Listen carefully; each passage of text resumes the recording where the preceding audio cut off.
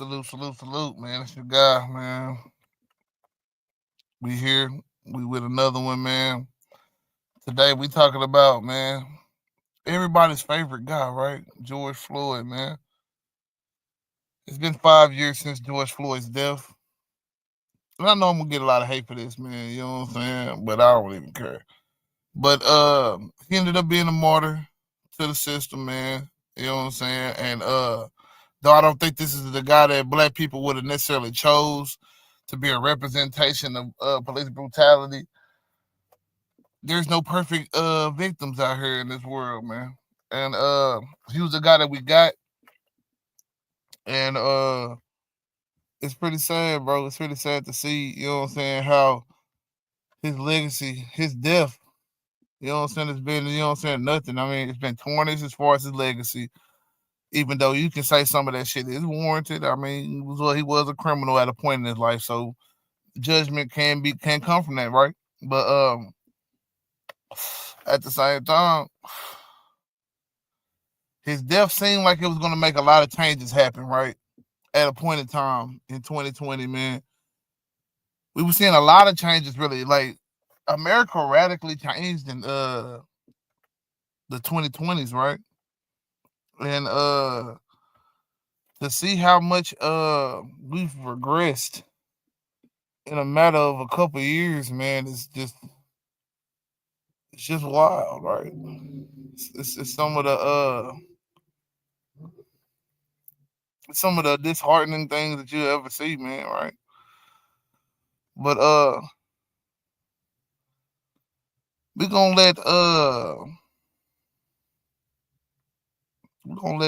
this news article talk a little bit about who George Floyd was and how they are celebrating George Floyd today on the anniversary of his death, man. And then we're gonna whatchamacallit, man. Get back to what's going on today, man, with it. Like, you know, so they say that a lot of shit has changed. We're gonna see how much does that hold up to the scrutiny, you know what I'm saying? But let me go ahead and pull up the video. Let's talk about it, man. Let's see what we got to check out, and let's talk about it, man. Right. Then we're gonna be getting on to some Brandon Tatum, man, and some Reese Waters to finish us off, man. But appreciate anybody come through, hit that like button, man, for sure, man. If y'all in the chat, man, hit that like button, comment, share, subscribe, all that good shit, man. Fucks with your boy, man, on the channel, man. Push me out there, man. 5 years ago today, the arrest and subsequent death of a 46-year-old man named George Floyd sparked protests across the country and calls from local police departments to Capitol Hill for a change in the way America looks at race and policing. So 5 years after that video shocked the conscience of the nation, what has changed? NBC's Shaquille Brewster has our Sunday focus. May 25th, 2020, George Floyd pinned under the knee of Minneapolis police officer Derek Chauvin for more than 9 minutes. His death, captured on camera, sparking a nationwide social justice movement. Chauvin convicted of murder and manslaughter. Find the defendant guilty. 3 other officers on scene also found guilty of state and federal charges. And in the wake of Floyd's death, calls for national police reform. But let's get it done next month, by the first anniversary of George Floyd's death. While Congress failed to act, more than 1,500 policing-related bills were enacted across nearly every state, according to the National Conference of State Legislatures. Laws that include a ban on chokeholds and no-knock warrants, mandatory police body cams, and measures to increase police staffing and wellness. And now we see states taking a much bigger role in creating uniform standards. And some departments moved on their own. I appreciate you guys having open. Now, why was chokeholds ever a thing in the first place? Like, same thing that took out Jordan Neely, right? A lot of people say, well, why were we mad at the fact that they killed a criminal? As far as George Floyd, Jordan Neely, a lot of different people, you know what I'm saying, right? But I'll say, shit, they don't become a criminal until they go to court and are convicted. You know what I'm saying? They're former criminals or whatever. But you know what I'm saying? Like, we can't just label this man a criminal. I mean, he might have been high on the fence. And hey, drug use is definitely a crime. It's the same as robbing the store, same as, you know what I'm saying, robbing a pregnant woman, all that shit that they said he did before. Not necessarily. So, you know what I'm saying? Other than that, he had a fake $20 bill that probably he didn't even know he had. And, you know, this easily could have been a win for the court system, man. Put somebody in jail, they get a little money out of them, or not they get some manpower in the jail for a little bit longer, right? But instead, man, they were like, you know what? We do a lot better with this nigga just no longer breathing. And we have, 9 minutes and what they say, 26, 29 seconds later. I don't know. Either way it go, homie end up dead. And here we are, you know what I'm saying, 5 years later. And I know they're going to say all these different things that all these states did to change shit. But as we can talk about right now, man, we got multiple different cases, man. Anybody that looked at my channel and shit, they know that I have covered the twins in Georgia, Sypo Bennett in Florida. The list goes on and on. We got Sonya Massey, we got Terrell Miller,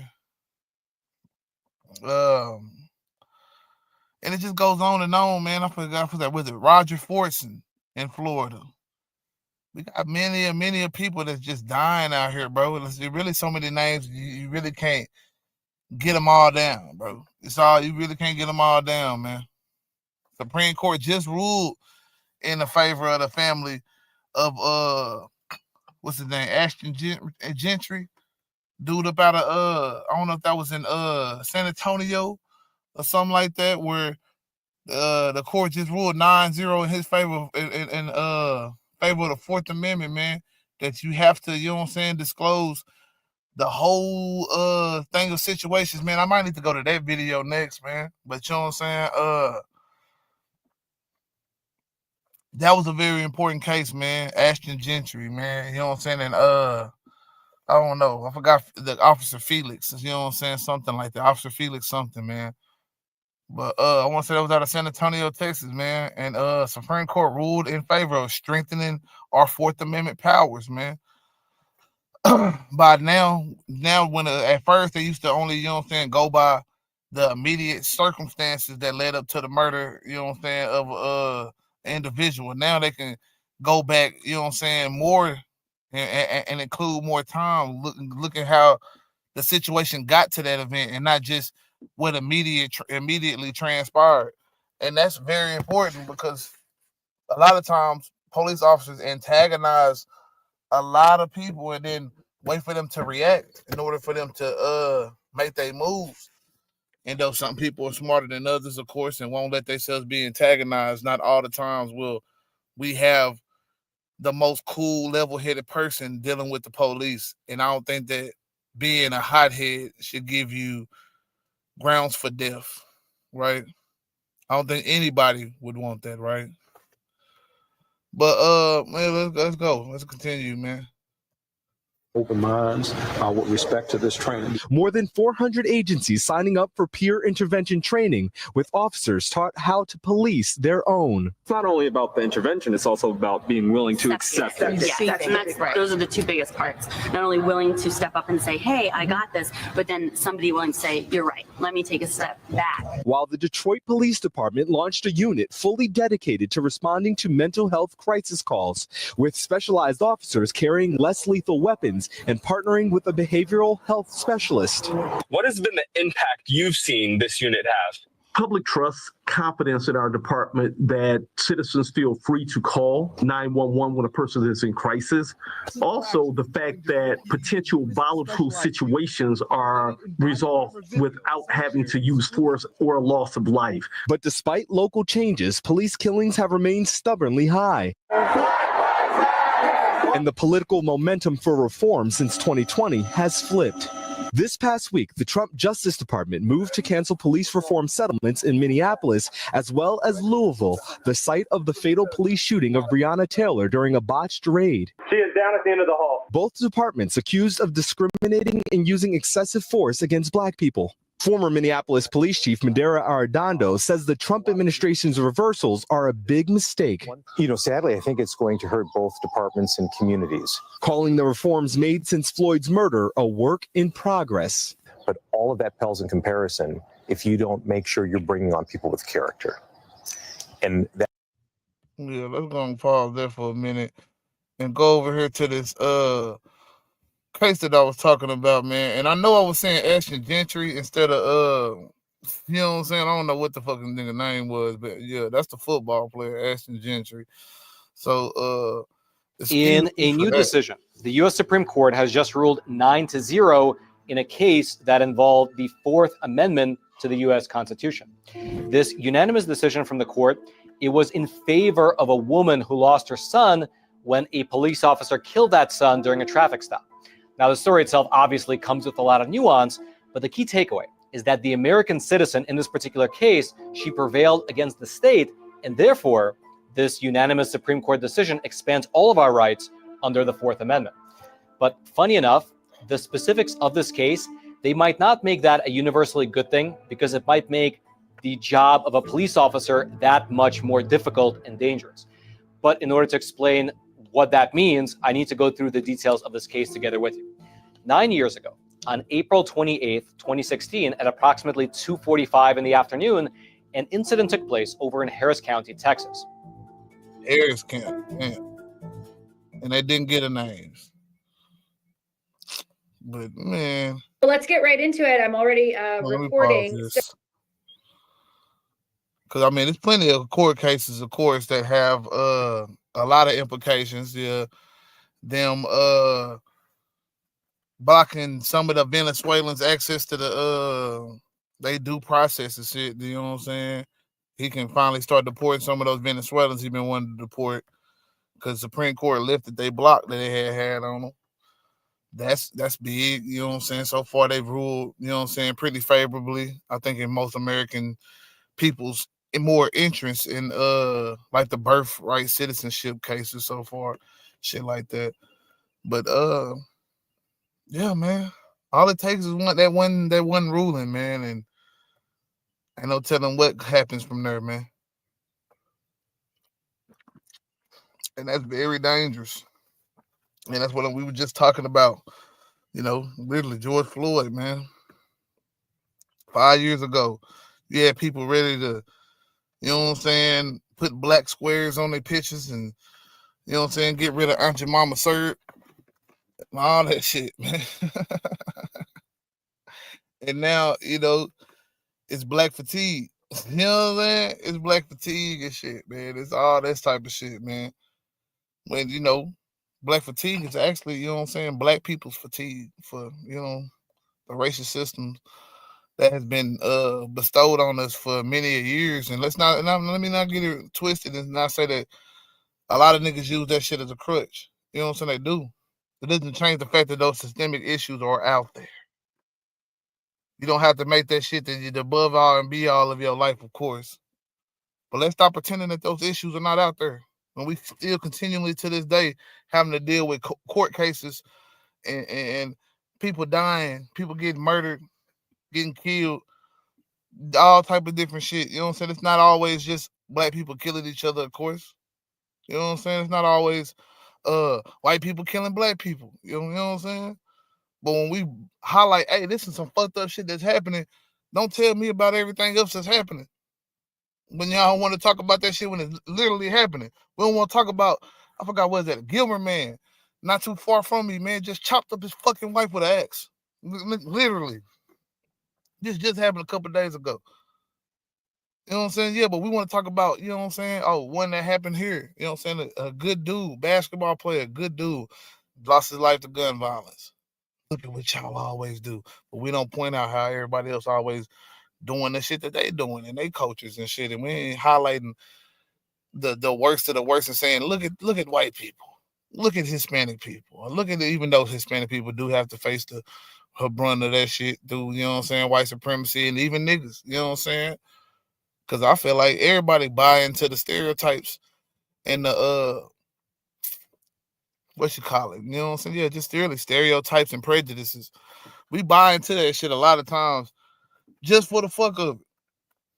Man, I always heard y'all do this and blah, blah, blah. Come on, man. All it takes a little bit of sense to know, like, man, all Chinese people ain't eating cats and shit. I don't know how many percentage of people would even eating cats. You know what I'm saying? Let me just saying, but the fact that nigga, I can't go to the Chinese grocery store, the Chinese food place. Boy, you bold going there. Like, I heard that from many niggas, man. This is the, you know what I'm saying, accountability show. You know what I'm saying? A lot of y'all motherfuckers don't want to take accountability for the fact that y'all hate whatever other side you hate. You don't want no solutions, man. You just want revenge for whatever you've been done bad in your life or whatever experiences you have or whatever you think should be the reckoning for society. You think that's what it is. That's the case. Yeah.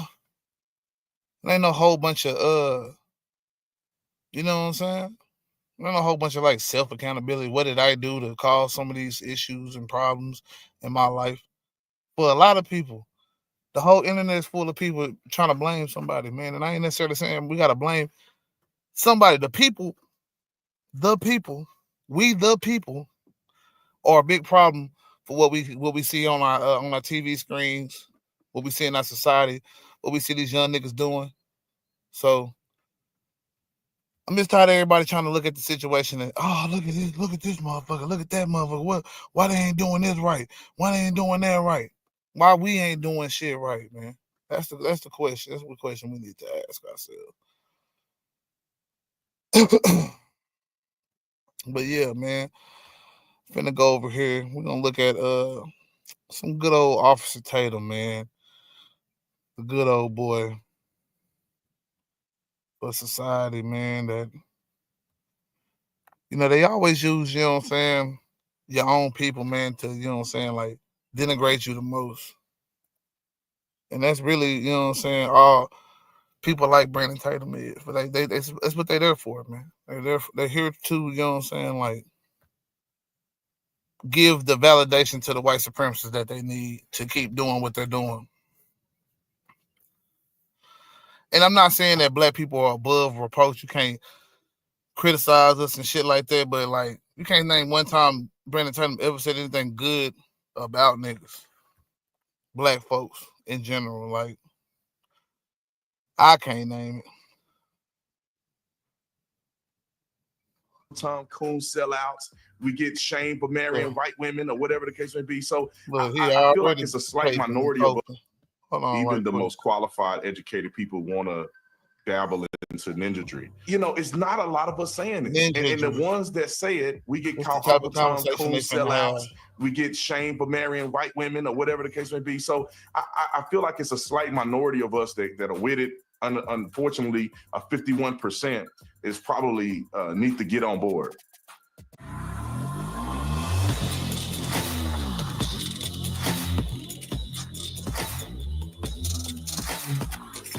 This video is brought to you by TatumStore.com, TatumStore.com. Make sure you shop for Memorial Day weekend sale. It's 30% off, so you put Remember 30. The link is at the top, so if you forget, Remember 30, get 30% off store-wide. So we have our new shirts that are out, Back to Blue, this new one that I have on right now that was specifically designed by one of our guys. So you will never see this anywhere else but our site. We also have beach towels that are available right now. They just came in. And also, you can get Synergy from Tatum Store, 30% discount. I'm not discounting it on Synergy Store, but I will discount it here for the people that purchase on this store. So you can get Synergy at 30% off if you put in Remember 30 all the way through Tuesday. So make sure you shop now to get your merch because the sale will not last long. All right? Like and subscribe to the channel. Brandon, Officer Tatum, I'm going to come to you first. I just made the argument that this race hoax, Angel Reese, it's going to blow up in her face. And I'm saying that for black people, the race hoax that many of us have been participating in, blaming everything on racism, white supremacy,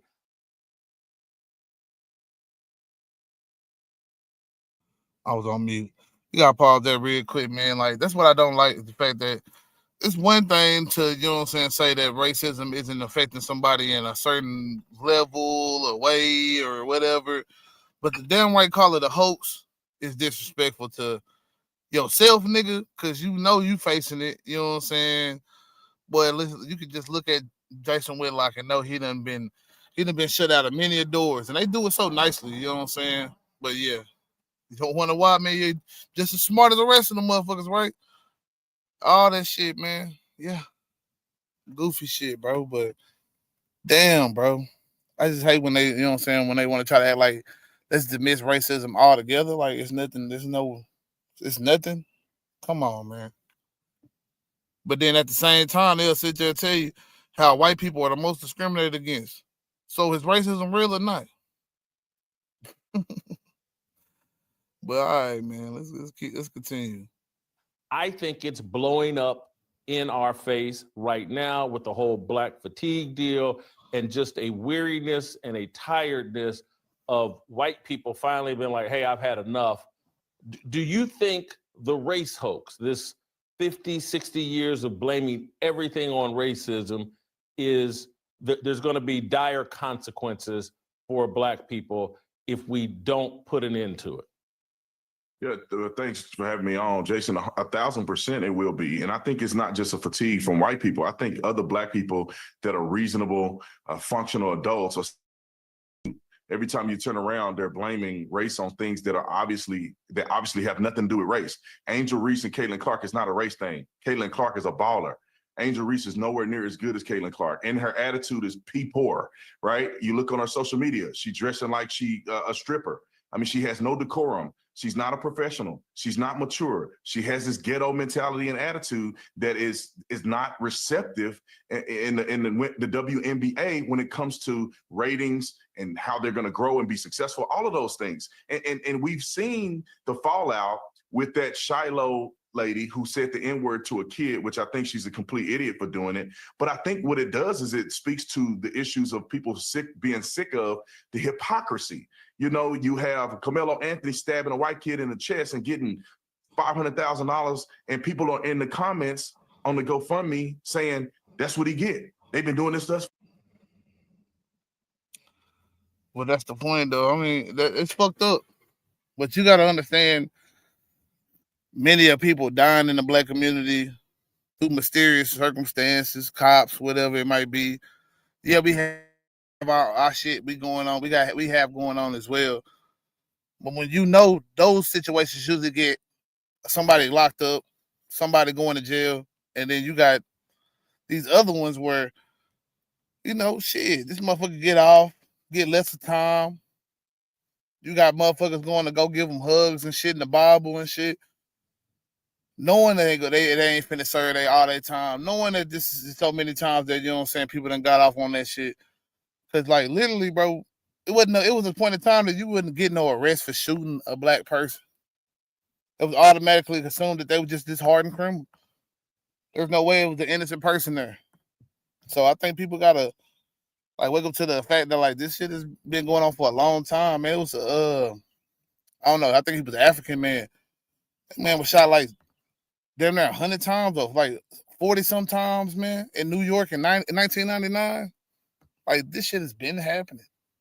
This shit has been a thing. Nothing warrants a person getting shot more than a few times if they don't got a gun. I mean, I'm saying knife and all, like shit. There ain't too many times a person gonna keep coming at you and you shooting them and they got a knife. You know what I'm saying? Like shoot a motherfucker one time with that knife, I'm sure they're gonna drop that bitch. That's all I'm saying. But us trying to make it seem like a fucked up person should be killed in the act of being arrested. Why ain't none of these white supremacist ass motherfuckers that do all this crazy ass shit in black spaces go get McDonald's or whatever the fuck they say? Yeah, why none of that shit happen? Why ain't none of them motherfuckers getting murdered? What's happening to why ain't these niggas getting murdered? I'll even take it to I do you one better. Let's just say the thug niggas, the real thug niggas. Why ain't none of them niggas getting murdered? I just got finished watching some shit that happened in Dallas, man. You know what I'm saying? And a white settlement. Yeah, you already know what. White settlements. This is a real town in Texas. Man had a van with bombs in that motherfucker. Had ammo and all. This a black dude. It's not a white guy, nothing. No. You know what I'm saying? No. Wasn't the racist. This is some crazy ass nigga ready to go do a church and go do his family, man. For what reason? I don't know. But luckily he told a cop that he was troubled minded. And the cop struck up a conversation with him while, getting back up into, coming and getting this man up out of the car. But they pulled his ass out the car. They didn't pull out the damn shit and mop his ass. Why not? I think at any case, this is the time I'll bust nigga. Hey, as soon as I see a rifle in the front seat, he got a pistol in his lap. He had a rifle in the front seat. And you just talking to this man. But then you a mistake a motherfucker reaching in they whatchamacallit to get they in their glove compartment to get their damn shit as a gun. Like, make that shit fucking make sense, man. Like, really make this shit make sense. There's so many, man. Hey, Uvalde did it all for me. You literally got a nigga in there murdering babies. Oh, this is the moment to go gun ho and light that bitch up. Kill this boy real quick. And it took somebody daddy to come in with a shotgun. I think it was like a lever shotgun, man. This ain't enough. If anybody know about guns and shit, a lever, you know what I'm saying, shotgun, man, this shit is slow shot. You get one off, you got to pull a lever, you drop it. You might even have to put a shell in. Means you got one shot, really. So a motherfucker got a semi-automatic rifle in there, terrorizing, the children, bro. And he went in there and put that boy down while cops are scared. They won't come around the corner because he's shooting. And you got gear and shit on. Y'all can go get shields, all that type shit. I never understand it, bro. And ever since the Uvalde effect, man, these cops gotta swear about how good they do their job. It's always, oh man, we did everything right. We did blah blah blah blah blah blah blah. Okay, man. I don't see much change really ever happening, man. I feel like everything was performative for the moment. It was something to get niggas to, get pacified real quick and don't get too rowdy, man. Don't get too rowdy, man. But really, they want you to get rowdy now. Because this time they ready to get it in now. They ready to really whoop ass this time, man. But let's play some more of this video. Us for years. So when you do this for a prolonged period of time, people get sick of it. And I think Black people are sick of it too. It goes back to what Chris Rock said. You have your N-words and then you have your Black people. And across the board, I think most of us, as Brandon said, anybody with sense, we're tired of the N-words. All right, let me ask this question. Let's deal with the elephant in the room, the question that people watching this are probably having. Brandon, I'll start with you. Are there more N-words than regular Black people? Are we outnumbered? Well, man, you put me on the spot. Some people ain't gonna like what I have to say. That's what this show does. I'd say, unfortunately, I think that there's a slight majority that's N-words. I think that it's a dwindling population. And the reason I say this, because you can look at voting and it can be somewhat of a determining factor. You can look at the way Black women vote, which is astronomically outrageous in my personal opinion. So with those voting numbers and with things that I see online, even when I was a police officer, I think unfortunately there's a good majority of Black people who are like that. And I think that there's a small. So you know how dangerous that conversation is, man? I see people having a conversation all the time, man. What percentage of us is with fucking up everything? We cool with all this shit. We are either enabling it or, making an excuse for it. And then the people that actually are doing it and all that shit, man. And I'm going to tell you right now,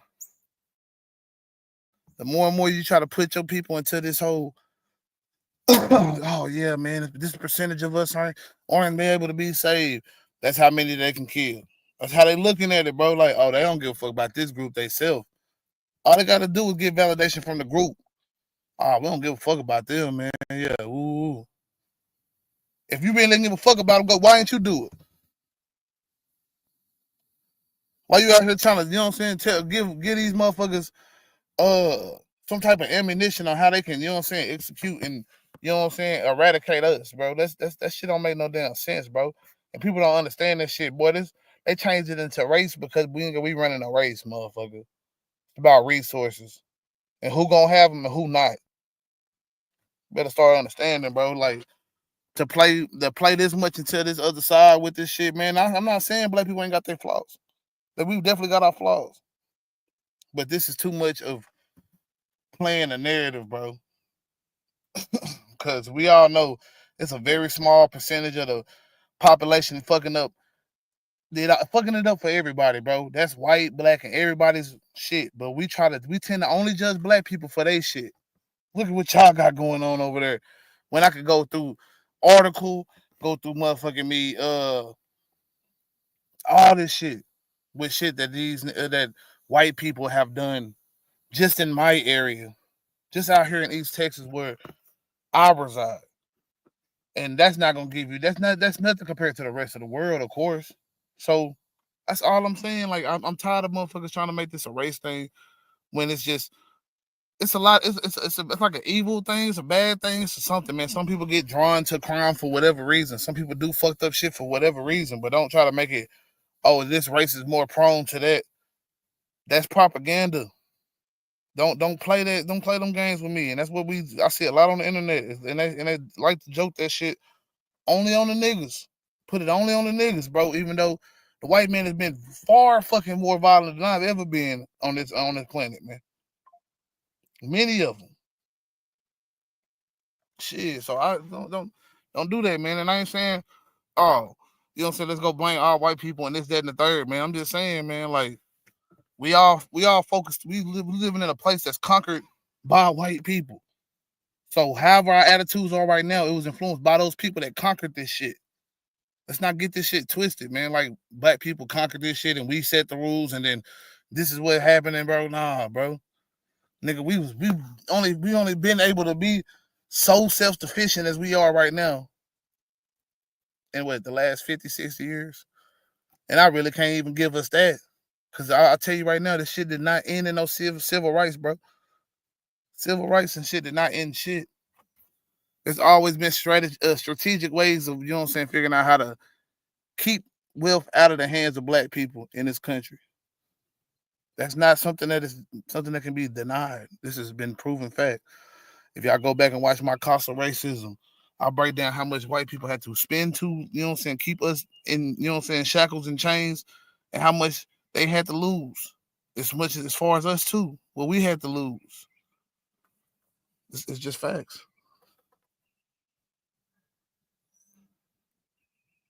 Small group of, or not say small group, but just a slight minority group of black people who are with it, black people who understand politics, black people who love this country and that are willing to stand up on principle. I mean, I feel like I'm the only one out here half of the time, other than the people on this panel, but it seems like we're the few out here that's willing to say, no, Angel Reese is wrong for what she did. Or Angel Reese is not as good as Caitlin Clark. It's not a race issue. You know, Shedeur Sanders not getting drafted in the first round or the first overall pick. I knew he wasn't gonna get drafted first overall way back when he was playing. Anybody that know football know he wasn't gonna get drafted there. He shouldn't have. His attitude and character is bad. So, you know, it's not a lot of us saying this. And the ones that say it, we get caught. And the fact that he's using attitude arguments for why Shedeur shouldn't be drafted. Now, if you was to also say that about, you know, Johnny Manziel's and any of the other people that had attitudes, the Eli Mannings, any of them people, I'd be like, all right, fair enough. But ain't nobody ever said that shit for any of those other players. So why all of a sudden when it's Shedeur and it's Deion, and we know how Deion has been really speaking up about certain shit, really been talking about certain shit. actually called out a lot of the inequities in the HBC CU system as opposed to the you know what I'm saying, other Division Ones and shit like that. Like we literally got to see a lot of those inequities, you know what I'm saying? Bad fields, bad uniforms, bad facilities in general, bro. All that shit got upgraded because Dion came and did that shit. Regardless if he didn't stay in none of that shit, man, you gotta understand, man, like there ain't no other HBCU probably got that shit as good. Other than maybe like the Gramblings and shit, the Prairie Views or something like that, man. It take money to, you know what I'm saying, keep a program up.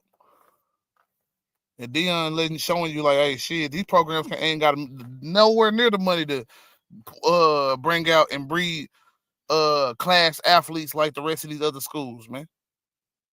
They got to put the athletes gonna go where the best program at the end of the day. They want to go where the people's gonna get into the NFL the most likely. What NFL scouts are looking at what schools?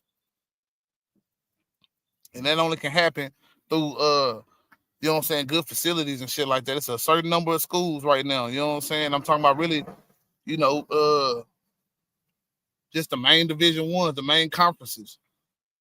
I mean, hell, I know it's a lot of them hoes, really though. But if you know anything about college and shit like that, college football, college sports in general. But yeah, let's fight some more of this, man. Cause she is. Yeah, I dropped that, man. Oh shit, man, I dropped that hoe.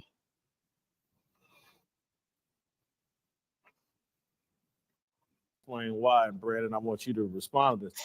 There's a political party and a political movement and mindset that I believe births ninjas. And I won't even put a color on the ninja that I'm talking about because there's white ninjas and black ninjas. But this leftist, demonic mindset that supports abortion, the killing of child sacrifice, the killing of babies in the wombs, that wants to destroy the nuclear family, that has redefined marriage. This is where ninjas come from. All of that drugs, that want to legalize every drug, that wants to defend every George Floyd, that their whole life is built around, hey, I'm going to tear down Thomas Sowell. I'm going to tear down Dr. Ben Carson. I'm going to tear down any black conservative. And I'm going for the party that wants to kill babies on command, even after birth, that believes and supports, that's against merit and wants to DEI.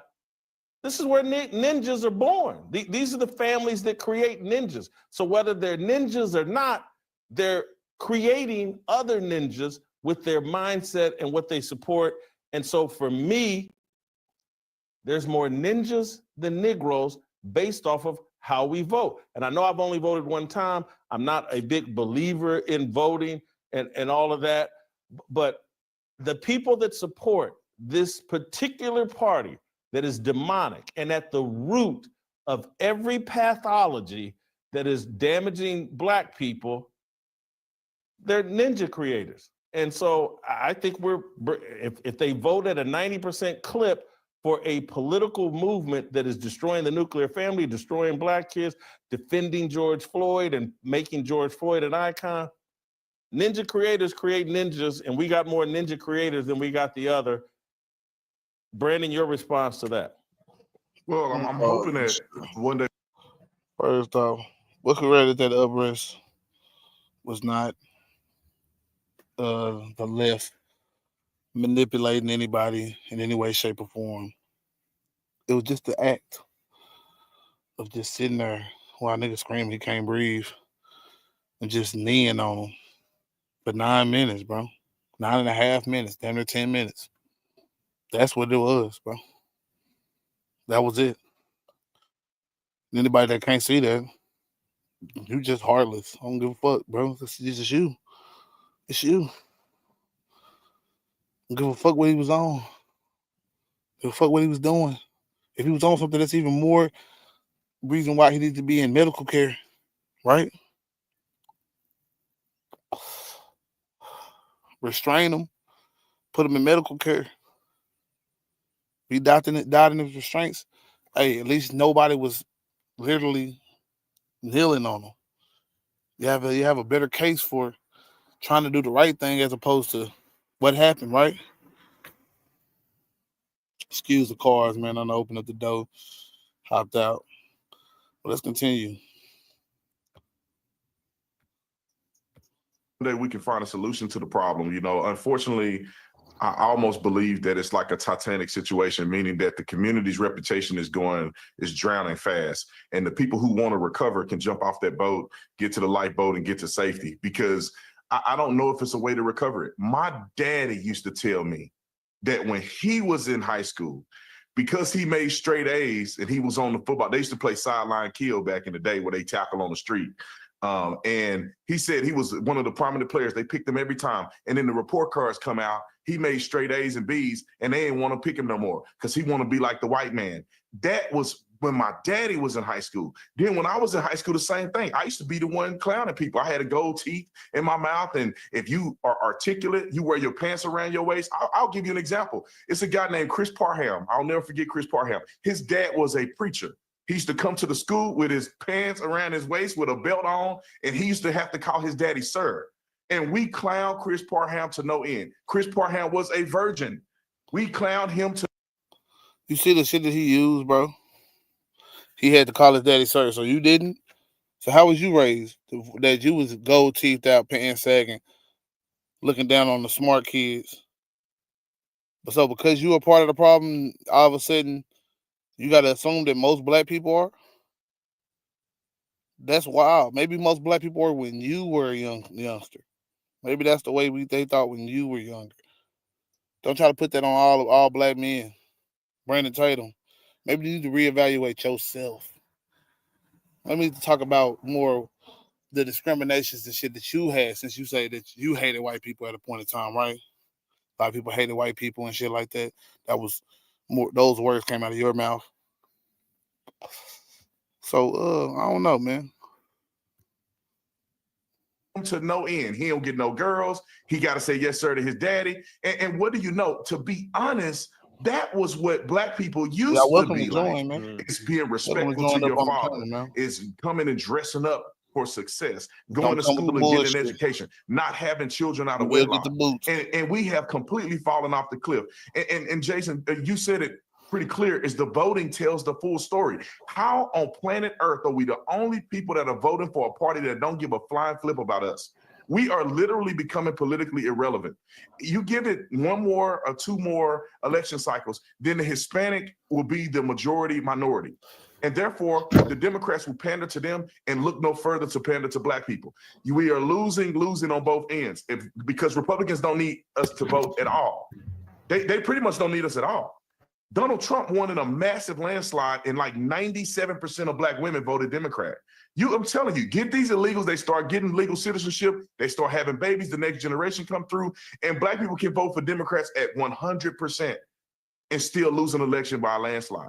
And this is why I say there's more ninjas. And then every aspect of life, pastors, athletes, millionaires, doctors, lawyers, Harvard graduates, intelligentsia, you name it. I cannot find a majority of black people that got common sense.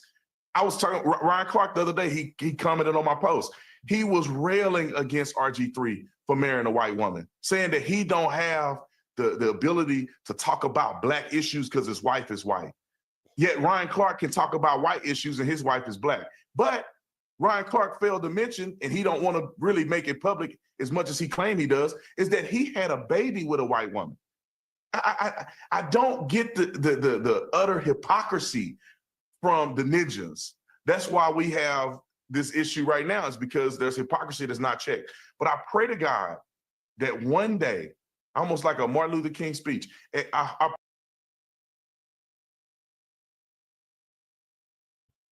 Now, what Brandon Tatum is failing to point out in the case is that,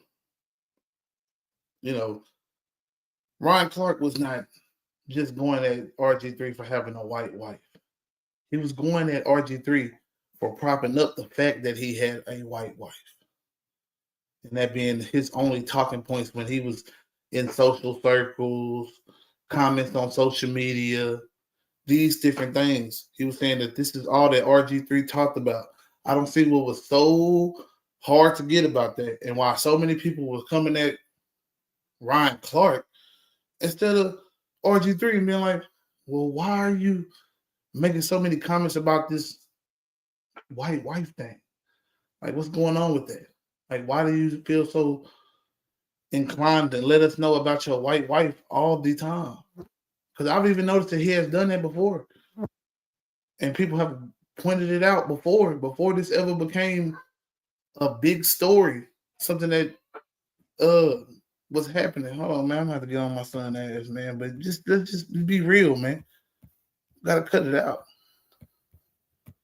I pray that one day we'll get back to God and we'll get back to promoting the family. We'll get back to elevating ourselves to stature and prestigiousness that will help our youth see a better way.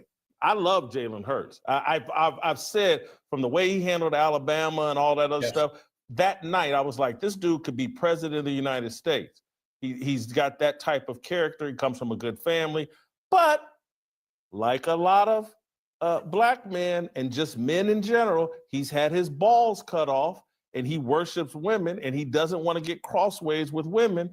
And if they say, don't go to the White House and vote for Kamala Harris, he'll do it because he's a simp. And I consider that simp, that's a form of ninjatry. No, hold on. No, sir. I know that nigga didn't do that. A simp. Do I gotta go back to you with the peanut butter skin, man? Come on now. We don't gotta go back to the peanut butter skin, man, and them big cans, man. And how you was ready to go throw it all away for Joy Taylor. You know what I'm saying? But she wasn't gonna let you. I know the real story. Yeah, what you saying out here in public don't mean shit, man. I know the real story. Come on now. Simp. How you know that man? They make that decision on his own, man. Don't play them games like that, man. Cause you a simp. Damn. These dudes, boy, be niggas like Jackson Whitlock, man. Had a nerve, bro. Had a nerve. Look at him, man. That boy got some nerve, man. That's just what it is. Anyway, Jason, someone raise their hand and go ahead. Go ahead. I'm on the same page with you when it comes to ninja qualifications. I think that anybody that's counterproductive to the black community is a ninja. So I'm not just saying the thugs and the gangsters. And it's very sad because even the most qualified, educated people want to dabble into ninjatry. I remember when I was young, I got jumped in a 5-deuce Hoover Crip. And my daddy didn't want no gang members. You know, I just wanted to be down. Hold up. You know, and we used to. Hold up.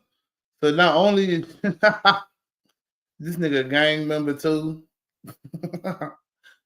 Man, you made a big 360, but hey, some people can say that I have as well. But man, Jalen went from all this gang member, all that to cop, the conservative commentator, man, talking about all of the conservative biased news, you know what I'm saying, that he spews out, man. It's not really any different news, man. It's just, you know what I'm saying, putting a conservative spin to it, man. That's wild. I done just dropped out again. Hold on right quick. Let's get us back on track. Finish this out, man. Let's hear some more about Brandon Tatum and his thug days, man. You know, he's 6', 200 and some pounds, man. He's a beast of a man, supposedly, according to Stephen A. When we talked about him in my other live, man. I had gold teeth in my mouth. I got Young Savage tattooed across my stomach when I was at the University of Arizona. You know, getting a bachelor's degree in education. I had gold teeth in my mouth. Gang banging. I got my hood on my forearms. I'm doing all this old crazy stuff because I wanted to be down with the brothers and to see people like Jalen and others who I wish had the fortitude to be one to admire, it really makes me sad. And I'll give you just one example of 30 seconds. There's a guy that I played with. He started a school. Now, he called me an Oreo cookie because I'm married to a white woman and just degrade me as a black man because somehow we disagree politically. But he started a school. Now, I want to be happy for him, right? I want to be happy. He started an all-black school for boys and it's Christ-based. But I know he is going to go into this school and teach these young black people to be perpetual victims and teach these young black people that white privilege is more influential in their lives than Christ's privilege. And so it's hard for me to even be excited for a successful black man like Jalen or some of these other people that are. Man, how do you know that though? Like, how do you know that for a fact that that's what he's going to do? You just know this. Like I said, that man, we just know Brandon Tatum going to push this all lives matter propaganda bullshit, and this you know what I'm saying? Black people ain't got it that bad. They really the racist ones bullshit, and all these different things that you do, man. That's why I say Brandon Tatum is wild, man. He's a wild boy, man. Wild boy. Gonna finish this doing up. Positive things in the community because they're also counterproductive by not standing on 10 toes and standing up for the Lord and really standing up for what's right and being educated and informed. So that's my biggest issue with some of these guys who could be positive influences, but they end up not being at the end of the day.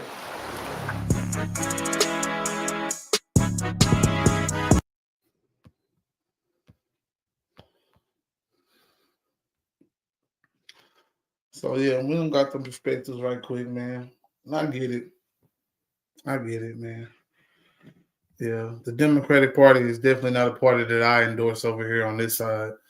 You know what I'm saying? I definitely think they're better than the Republican Party. Give a damn what nobody say. But I digress on that, man. I definitely wouldn't say voting is something that everybody has to be a part of and do. You know what I'm saying? Some things is finding paths to success that you can come back and let, you know what I'm saying, people in your community know, okay, look, this is how you do it. This is how you know what I'm saying? Like, and that's for the ones that's willing to get the information, of course. You can't save every single person.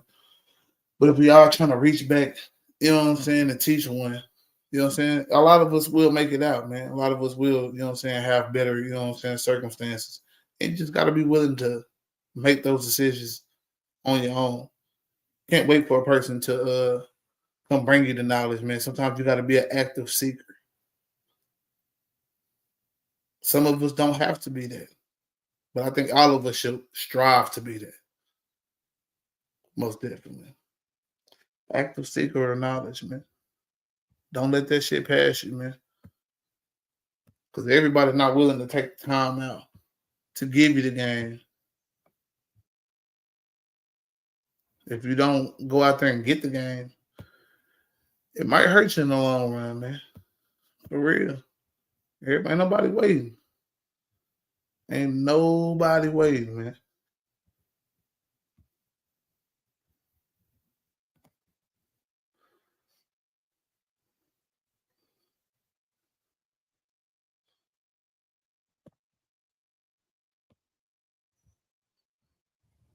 Yeah, man. Well, we're gonna get into some more videos and clips, man, real quick, man.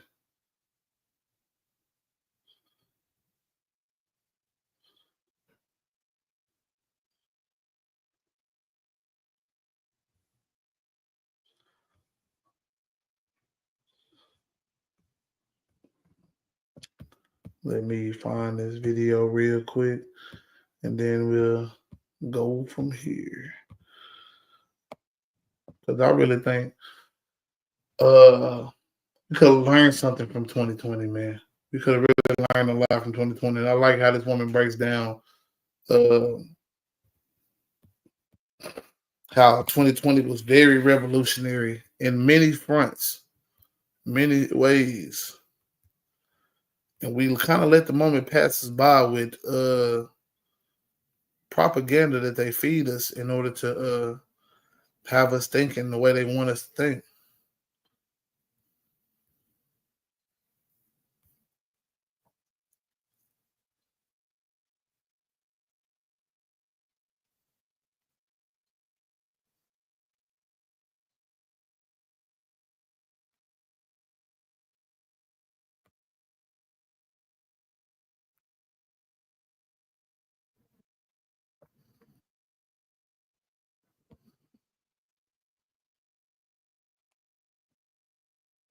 This is a pretty good video. Think you should go subscribe to the channel, man. I'm gonna bring a name up, Taylor Lorenz or whatever. But I don't know if I'm pronouncing that right, but I like the perspective. I'm gonna go subscribe myself.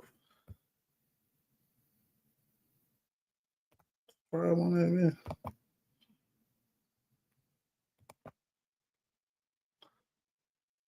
I tried. Yeah, shit.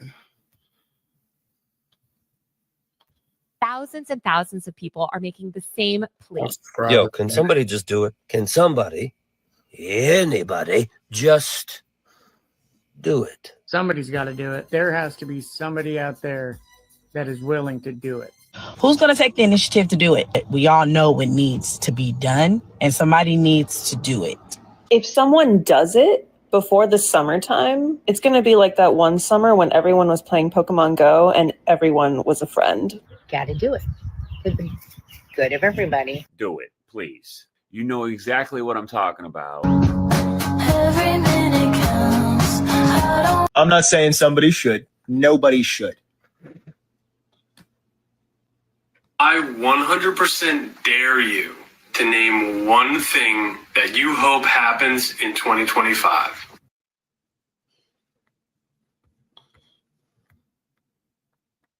And honestly, why wouldn't you share this sentiment at some point when you literally see the chaos that's only took place in a few months, man? A few months. I mean, people can say that we're nihilistic and this evil and want to harm a president, or we're wishing harm and whatever, you know what I'm saying? But like, come on, man. Are y'all not seeing what the fuck is going on? I think anybody with two eyes can see, like, there's so much news on Trump that literally you miss so much in a day. Like, it's so much shit that's going on, but just Trump alone, it's like, man, they can report one thing in the morning time, and by noon, they got 4 or 5 more stories. Because, man, this is a never-ending news cycle with him, and I think they wanted this on purpose. Because it's good for journalism, it's good for business. They're going to be able to continue to cover and cover. It's not much to cover with a Biden. Go look at some of my older videos where I do critiques on Biden. I always say, man, they're not really, you know what I'm saying, that deep in covering Biden, bro. You got to go to Fox News for that. And shit, most time Fox, they always talking about some very intangible things, man. Oh, he's doing this and that and that. He's old. He said this word instead of that word. You know what I'm saying? Like, it's really like shallow fucking takes, bro. It's not nothing about his policy or none of that shit outside of demonizing our woke left agendas and DEI, because, you know what I'm saying, the main things is they always want to attack anything that got to do with discrimination. And isn't that funny? I always want to attack shit that has to do with keeping them from discriminating. Wonder why. But oh yeah, let's go and get through some of this video. It's a pretty good video.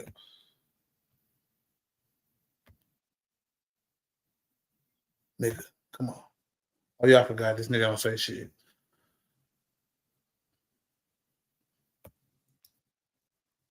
On X, TikTok, Instagram, and in comment sections all over, people are begging, pleading for someone out there to just do it. In these pleas, the subject is never stated, the action is never spelled out, but somehow we all know exactly what's being said. But in case you are somehow still in the dark, these memes are about unaliving Trump. And sorry to say it in very dumb algo speak terms, but I don't want this video to get taken down from YouTube. What we're witnessing is not just an absurd or ironic online trend. It's something much, much deeper. We are living in a political tinderbox. Trump is back in power, enacting policies that undermine civil liberties, environmental protections, and our economy. Elon Musk is gutting the federal government while billionaires rob us blind. Institutions that were built to serve as guardrails are bending and breaking, while Democrats are not even symbolically resisting. The courts are caving, the press is depleted, and the idea of accountability feels like a joke. Dissent is being being criminalized, speech is being surveilled, and legal US residents are literally being deported for thought crimes. These memes are symbols of a society teetering on the edge. Memes have always reflected cultural moods, but these posts are about something more than that. They tap into this belief that the system is beyond repair and that nothing short of a seismic, violent shift will change the direction that we're heading in. In this video, I'm going to attempt to dissect this belief and unpack exactly what led us here. I'm not going to get into whether these memes and posts are moral, legal, or even advisable, but what I want you to understand is where these memes are coming from and what they say about the cultural and political moment that we're currently living in. Because these memes are not just about unaliving Trump. They are about collective trauma, political cynicism, our decaying faith in democratic institutions, and so much more. To start, I want to talk about exactly how and when millions of people lost faith in the system. This was not an overnight phenomenon. There were pivotal events over the past few years that pushed people to this moment. And I don't think that you can look at the "someone should do it" memes without examining the major cultural and political turning points that we've recently lived through. To begin with, we have to go back to March 2020 when COVID hit. And before you tune out, because I said the word COVID, listen to me. The year 2020 is actually a time in history that the entire US government, the mainstream media, and pretty much everyone in power has spent billions and billions of dollars waging a massive propaganda war to try to make you forget. And that propaganda campaign has worked on a lot of you, because the period in time that most of America has memory hold was actually pretty revolutionary. In the early months of spring 2020, when COVID began to spread, the US witnessed a momentary glimpse into a more equitable society. The entire US government was taking care of its people in ways that it hadn't before. The US government has spent so many years since blasting the public with propaganda that a lot of people today have forgotten just how revolutionary 2020 was. Policies that we were always told were absolutely impossible in America suddenly came to fruition. I want to go through a few notable ones. There was the CARES Act, enacted in March 2020, which provided direct financial assistance to struggling workers by extending unemployment benefits and offering an additional $600 per week. The Families First Coronavirus Response Act, which also passed in 2020, mandated paid sick leave and increased funding for food assistance programs, lifting countless people out of poverty.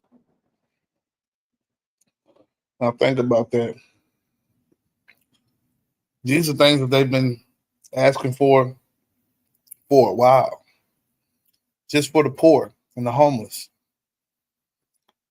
But it took a whole country shutting down in order for them to do this, you know what I'm saying, for certain people. Some people get laid off not because they did a bad job, they were bad at their job wasn't making money, because it's more profitable for the owners to send the work somewhere out overseas where the labor is cheaper. Literally. They didn't get any severance package. They didn't get any, you know what I'm saying, workers' comp. Nothing. So this is just the government showing you that, yes, we can take care of the people. We can actually make sure our people are not without want. You know what I'm saying? Without want, pretty much. But, you know what I'm saying? Some people look at that and say, well, if the government's taking care of you, then what? Yeah, the government's taking care of everybody. Every business is manufactured. Every, you know what I'm saying, news article is manufactured. All of it is manufactured. Well, eat that cookie, man. They're choking me. But, yeah, this was a very eye-opening moment, honestly. The stimmies was the thing to me, you know what I'm saying? And honestly, they could have did it more than like how they was doing for the child tax credits and the what was it, unemployment. Unemployment went on for some people for years, 2-3 years. I don't know how, but it definitely went on. Like some niggas still getting unemployment checks, man, chilling at the crib. And honestly, I ain't mad at them. Especially all the people that work, literally work all their life to end up, you know what I'm saying, with bad back, bad feet, bad hands, you know what I'm saying, a whole bunch of debt, you know what I'm saying, a whole bunch of all that shit, man.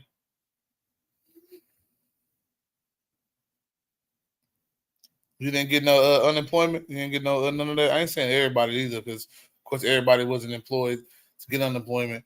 But the people that got unemployment, they were definitely on it. You know what I'm saying? For I don't say all of them. It was a good couple people I knew that was on it for a while, man. At least a year for sure. You know, sometimes that shit, you know what I'm saying, be thinking it's years, but it really wouldn't. So I'll give it that. I might be over exaggerating on the years, but because I want to say Biden really came in and shut down a lot of shit by year one. By the middle of year one, he was talking about let's go back to work. You know what I'm saying? Y'all just get vaccinated, we go back to work, okay? Mandatory vaccinations, man. Let's go back to work. So on a state level in 2020, states like New Mexico began offering free childcare, a policy that lifted approximately 120,000 people above the poverty line. The state even began taking budget surplus directly from oil and gas revenue to fund early childhood education. This stuff was so progressive, I actually can't even imagine it happening now, which is again because of the downstream effects of all of this propaganda trying to make us forget this stuff. Other states, including Connecticut, implemented universal free school meal programs, ensuring that all students had access to hot, nutritious meals, regardless of income, for the first time. These policies and dozens more resulted in a significant reduction of food insecurity across America. In 2020, why don't students all eat free? I don't care how much money you make.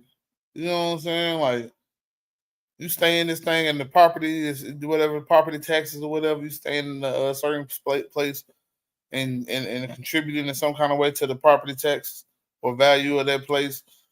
I mean, your kids should be able to eat free just because you paying for the school in so many ways. You are what's dictating what the school, you know what I'm saying, is going to be able to generate not only in tax dollars, but you know what I'm saying, the federal dollars to help, you know, cover whatever else they need and stuff like that. So to me, I don't know. I feel like we could do a lot of things that we say we can't do. I mean, we might have to cut some spending to our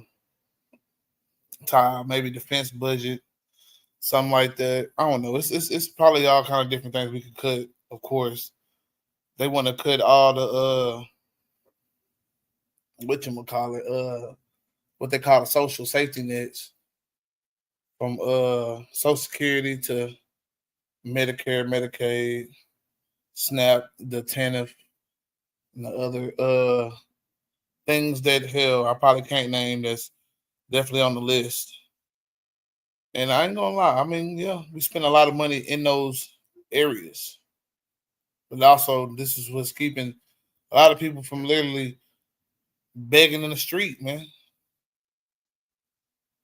And we still got some begging in the street, even with these things.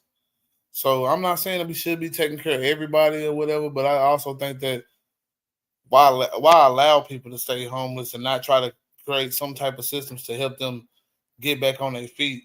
If we can get more productive society, more people in society being productive, that only helps us. More people working and less people on the streets definitely helps us. And we also got to understand that shit, we're not giving people jobs that's going to necessarily have them healthy years down the line. A lot of times, if you're not working in corporate America, which can stress you and all that shit out in different ways than physically, but yeah, you're definitely doing some physical labor that probably is going to bring some soreness and aching and pains later on down life. And I think we get caught up in the whole hustle culture that we don't understand that some of us have to hustle with our literal physical bodies. You know what I'm saying?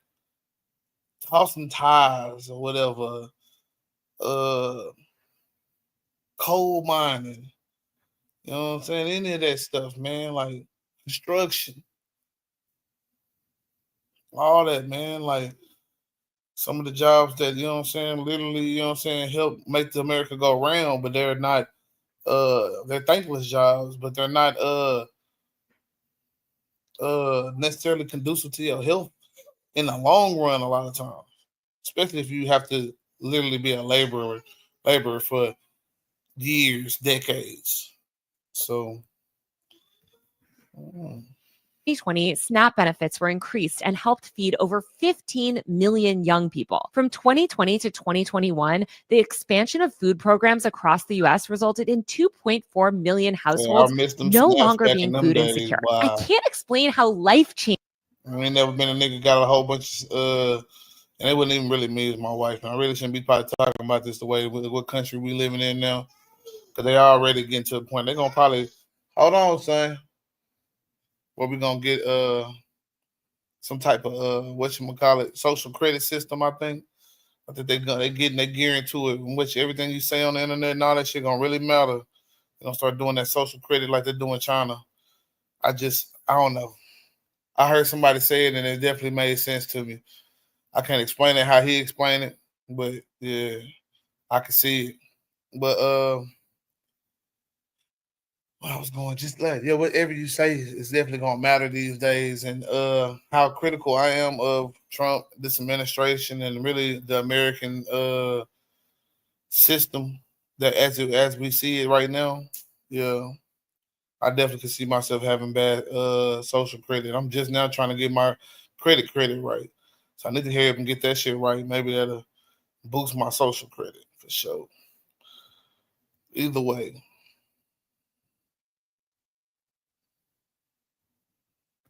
Changing this stuff was for millions and millions of people in America. And people weren't just being fed. Millions were also suddenly able to get health care in 2020. The government made it easier than ever to enroll in Medicare and Medicaid, which resulted in millions of people who had been previously unable to afford health insurance suddenly able to get care. The government invested $145 million in expanding telehealth services, meaning millions of disabled and housebound people could finally access care, some for the first time in decades. In 2020, housing insecurity plummeted thanks to federal policies like the Treasury Department's ERA program, which provided over $46 billion to support housing stability for renters. There was a nationwide eviction moratorium, and the government rolled out a suite of tenant protections. California, actually, where I live, helped thousands of previously unhoused people gain access to permanent housing. I don't want to go on too much, but these are just a sliver of the policies that we saw the government enact during the early days of the pandemic. And they showed everyone in America for the first time ever what was actually possible if we allocated just a fraction of the billions and billions and billions of dollars that we spend on the military and things like tax cuts for the rich towards the public good. I just want to talk about 2020 a tiny bit more for a couple minutes because, again, there's this multi-billion-dollar propaganda campaign to try to make you forget all of this stuff. And it's really important to remember what happened that year if you want to understand why we are where we are today. In 2020, as millions of people shifted to remote work or faced unemployment, they began to question traditional structures of labor and productivity. People started to realize that the economy could function differently and that it could prioritize human well-being over relentless productivity. These mass realizations sparked widespread discussions about systemic inequality and the role of the government in addressing it. Mutual aid networks flourished throughout 2020. Communities organized to provide each other with food, medical supplies, and support. We were all encouraged to mask and protect each other from airborne disease, not just kill our neighbors and service workers with unmitigated COVID spread. These grassroots efforts exemplified the potential for collective action and solidarity. In 2020, we also saw the rise of the nature is healing meme, which spoke to the environmental impact humans were having on our planet. As skies cleared with fewer people commuting to their offices, carbon emissions dropped, and many wondered out loud, what if we didn't go back to normal? What if normal was the problem? Climate disasters, from wildfires in California to hurricanes devastating Central America, reminded us all how urgent the climate crisis had become. The climate movement gained momentum in 2020 as people started to argue that the economy should be restructured to be both greener and fairer. As everyone became extremely online, people began to leverage the internet as a powerful social justice tool. TikTok became a tool for IRL organizing and protest planning. Masses of people began connecting with each other online and building support networks. Suddenly, people realized that the internet could be a weapon against elite systems. The online world became the default reality overnight, and people leveraged social platforms to speak truth to power. The murder of George Floyd in May 2020 served as a catalyst for nationwide protests against racial injustice and police brutality. Millions participated in demonstrations demanding accountability and systemic change. The sheer scale of protests in 2020 reflected a profound shift. In 2020, phrases like white privilege, systemic oppression, and defund the police entered the mainstream. Institutions from corporations to universities rushed.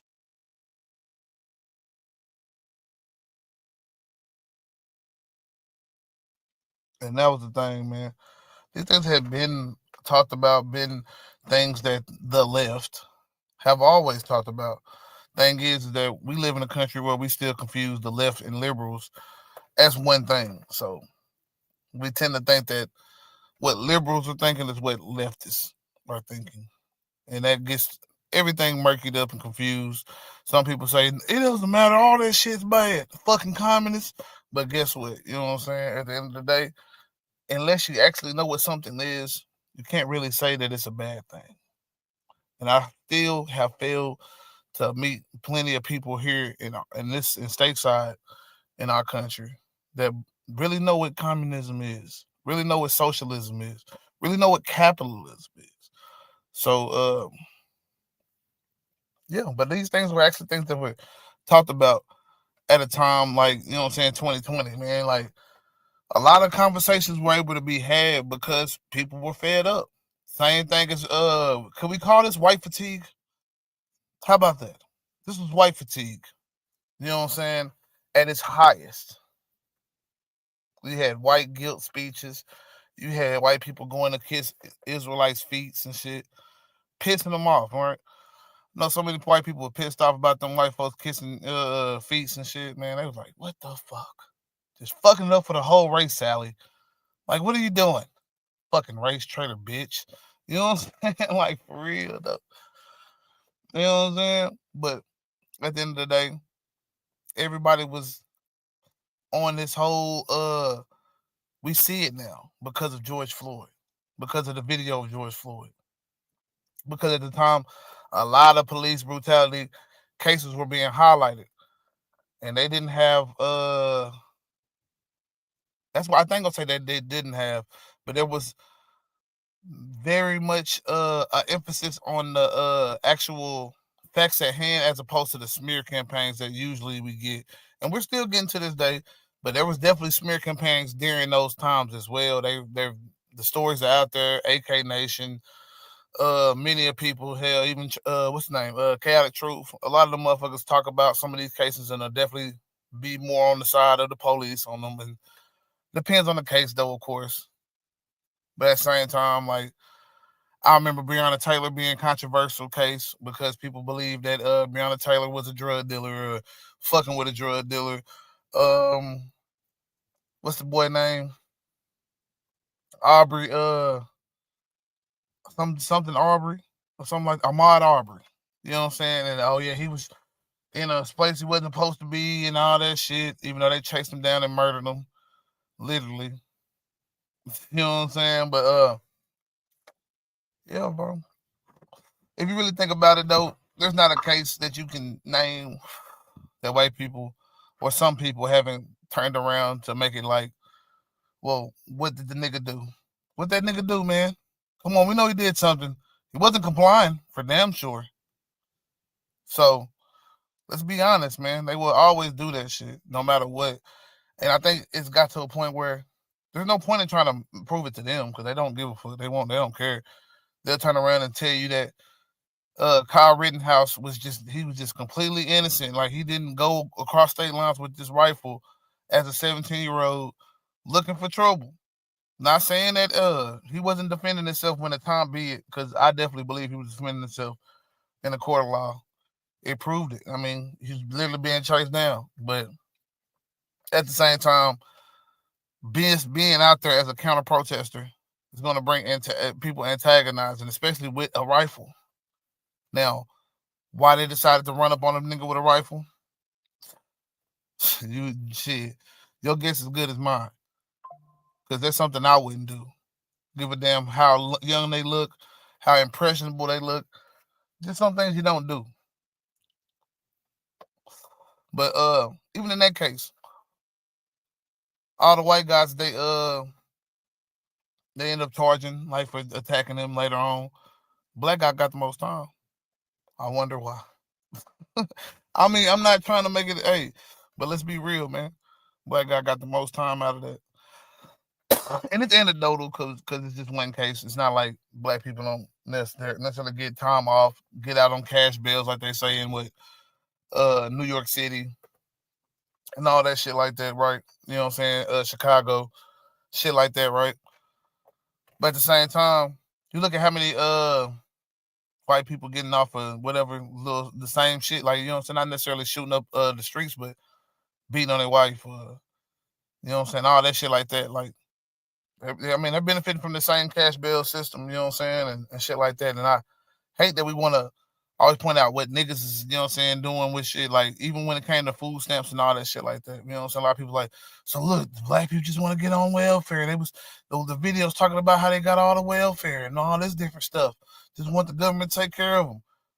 Most of y'all are not realizing that, man, it's poor white people all across this country that were highly benefiting from that shit. It was propping so many different people up, not just black people, so many different people up. And at some point we gotta, you know, reconstruct how we move in society, man, because everything is not for everybody, man. Especially in these rural places, man. You literally have maybe 1 or 2 places to work. You know what I'm saying? Especially a livable wage. So it's something that we need to discuss. We can't be mad at, you know what I'm saying, the fact that sometimes we have to take care of people sometimes, bro. You know what I'm saying? Because we don't mind taking care of corporations when they fuck up. We'll give them all the money in the world when they fuck up. Banks, you mislending and shit, giving out bad mortgages and shit. They fucked up, and now you want to sit here and put it all on the people, but won't bail out the people, but will bail out the fucking bank. Make that shit make sense, man. This is a country for the people, right? Or for the bank, or for the institutions. And I think that's where we have lost our way as American people. You know what I'm saying? That I don't think we understand the fact that we're dealing with a government that's for the institutions. And when you for the institution, and the institution is more important than the people, it's only subject to change in a way that's for the people that's, you know what I'm saying, can control the institutions. It will never change in a way that's for the people. But if we did this shit in a way for the people, then it would naturally change the system if we needed to. And that's what we're scared of, changing the system in any way, shape, or form. But I'm gonna let her continue, man, because she really was on game on a lot of shit.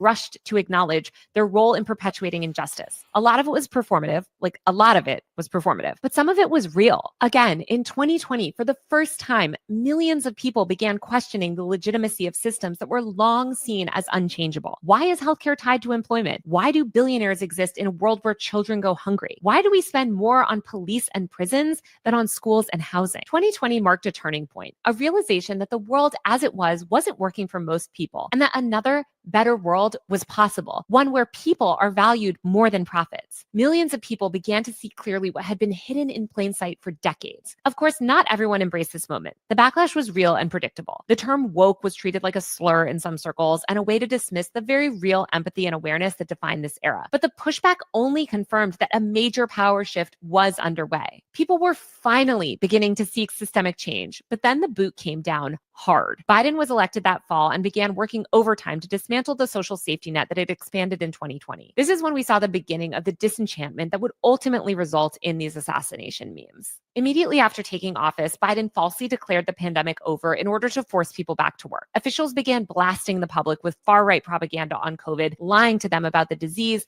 and convincing people to sacrifice their health and their bodies for the stock market. The message was clear. Forget 2020. It's back to work, now with even fewer health protections and no meaningful treatments for the brand new, highly transmissible airborne virus that ravages your heart, neurological system, and immune system and is still spreading at pandemic levels even today in 2025. Jamie Cohen, a media studies professor at CUNY Queens College, told me, quote, Biden rushed the end of the safety protocols in part because people started to gain a sense of consciousness. Biden and other elite leaders realized the collective power that the public had in 2020, especially online. People were realizing that we too could have the social safety net that many other countries in the world benefit from. And it's a conscious choice by people in power not to let us have it. People on the left and the right also gained clarity about who was really in charge and who controls those levers. But while Biden could force people back to work in unsafe conditions, he he couldn't force them to be less online. And by 2021, we were already seeing that there was no longer any distinction between the offline and online worlds. The wall between the two was completely obliterated. And nowhere was this more apparent than at the Capitol on January 6, 2021. As protesters stormed the building that day, they carried flags and wore t-shirts emblazoned with memes like Pepe the Frog and the Kekistan flag, which originated in extremist online subcultures. Reactionary influencers live streamed the insurrection as fans rewarded them with digital gifts and money, depending on how far they made it into the building. This convergence of internet culture and physical action signaled a new era where internet-born ideologies could precipitate real-world upheaval at scale. The insurrection proved without a doubt that the internet's influence extended far beyond screens and could manifest in tangible, often violent actions. The event also marked a moment where a significant portion of the populace began to perceive violence as a viable means to achieve political ends. Surveys conducted around this period revealed that approximately 40% of Republicans and 41% of independents believed that violence against the government could be justified. This idea that violence is the answer or that violence is necessary for political change is not typical in a functioning democracy. And this was back in 2021. A Pew Research poll at the time showed that the American public's confidence in the government had reached its lowest point in decades. There was a widespread perception by late 2021 that our government was driven almost wholly by self-interest and corruption, leading to distrust in the entire system. Ariel Hassel, assistant professor of communication and media at the University of Michigan, conducted a study at the time that found that cynicism was skyrocketing, and pretty much everyone was starting to see our political system as a farce. This cynicism was being seen outside the political arena too, in things like the rise of meme stocks and the great GameStop pump around this time. Online communities like the subreddit Wall Street Bets were suddenly bringing institutional stock market investors and trading apps like Robinhood to their knees. People, especially young people, began to see that everything could be manipulated and nothing mattered. The entire idea of working a 9-to-5 for 40 years just to one day retire in a meager house before dying of lack of health insurance seems like a scam when you could just make millions overnight pumping AMC.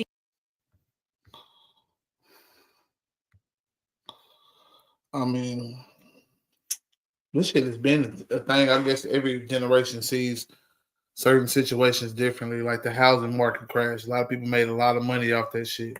The Big Short. Whole movie made after it. Dumb money. It's really the movie for this situation right here. They literally playing with us in our face. Putting it on cinema for us to see how we literally won't peep shit unless they put it in a movie. We won't see shit unless they put it in a song. And it's getting detrimental now because, you know what I'm saying, we literally having a person, you know what I'm saying, stripping away your right as a citizen, not just a black man, Mexican man, but the white man, Chinese man, every man in America, every woman in America, even though the women have already been dealing with their own set of discriminatory acts happening toward them and shit like that. But we losing it out here, man. And we acting like it's okay because it's Trump.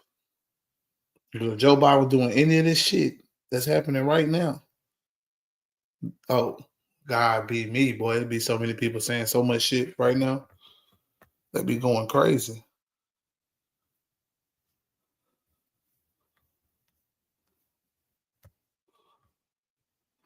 Yeah, I knew it wasn't safe to go back to work. So I became an independent contractor. Yeah, most definitely. Sometimes if you got the skill that you can do that and warrant that, man. And a lot of people do. You know, so a lot of people don't understand. Like once you got a skill, you don't gotta work for people. Shit like that. You can labor yourself out, especially if you have your own tools and stuff like that. The means of production. These are the things that people need, you know what I'm saying, from time to time.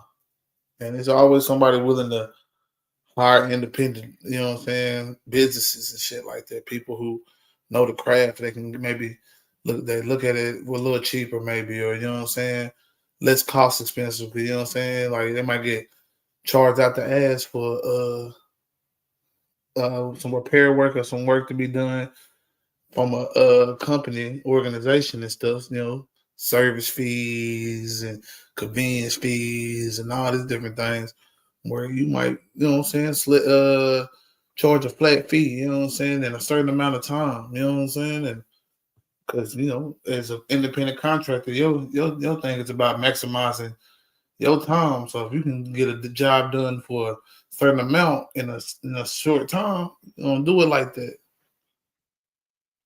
So I get it.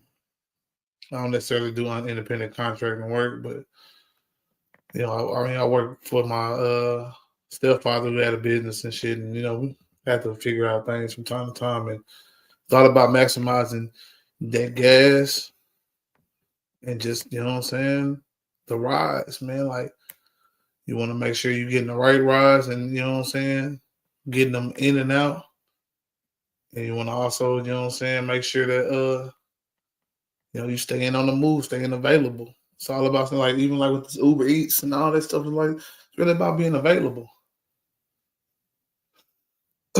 Sometimes it just counts for being lucky. You know what I'm saying? You might get a job at a certain jobs line up in the right time. Sometimes, you know, 2 jobs line up, you got to pick which one's the best job for you. You know what I'm saying? Type stuff. Like, either way, you know, you figure it out. But I think us as people, man, we're so used to fighting to be in the system. We ain't never thought about ourselves outside of it. And it's definitely something that can happen. It's something that it requires, you know what I'm saying, a network amongst each other. Like, we don't necessarily even have to have a system that doesn't have all the same qualities. We just need to, you know what I'm saying, collectively say, you know what, we dealing with each other. And, you know what I'm saying, our Black engineers, our Black carpenters, our Black, you know what I'm saying, architects, our Black, you know what I'm saying, electricians and brick masons and concrete, you know what I'm saying, culinary, whatever skill you got out there, you know what I'm saying, accounting, whatever, bookkeeping, whatever, you know what I'm saying, we keep that amongst each other and we work with each other for each other. That would be amazing, right? You know what I'm saying? Like, and then we can leverage out our shit like that. Oh, you know what I'm saying? You want to work with us, we can do things like this, like that. But they got us so in disarray, you know what I'm saying? And I ain't saying that we couldn't work with white folks and none of that shit like that, but I'm just saying, like, at the end of the day, you know what I'm saying, I want to see us succeed, man. I mean, we've been systemically, you know what I'm saying, treaded upon for many years, man. If white people, you know what I'm saying, if y'all in any kind of disarray at this point, most of the time it's because of your own doing. I ain't saying that it ain't never because of Black person own doing that they in the situation that they in. I'm just saying it's definitely a high chance that there was some systemic shit at play as well in a lot of these cases, man. People ain't just stop discriminating against Black folks because the Civil Rights Bill, because George Floyd died, because any other people, you know what I'm saying? They ain't just now got fatigue because of Carmelo Anthony. They ain't none of that, bro. They been had fatigue, bro. That's what I talked about in my Black Fatigue video. When have white people not had fatigue of niggas? When they have never been tired of niggas. They've been tired of us since we got the chance to not work for free. When we were like, oh, we can't work for free no more. Shit, I hate these niggas. Before that, they loved us, boy. We was, man, oh, this my best of friend. Come on, boy. Tell me the little dance you been doing and all that. With that.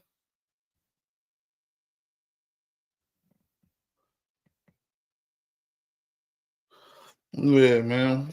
But man, that shit just wild to me, bro. That's all I'm saying. It's just wild to me, bro. Like, people want to play these type of games and shit. But let me stop talking and let this video play some more, man, because I really want to get this done before.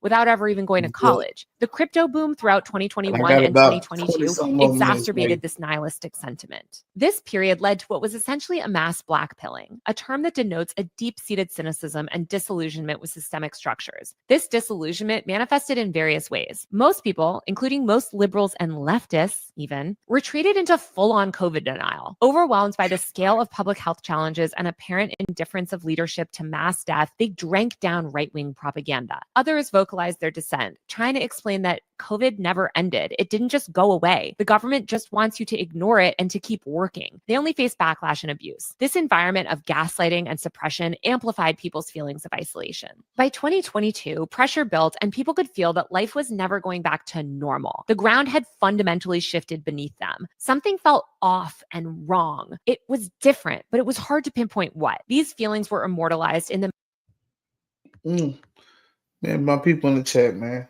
Was life ever the same after COVID for y'all? I mean, I don't really feel like life was that much different, man.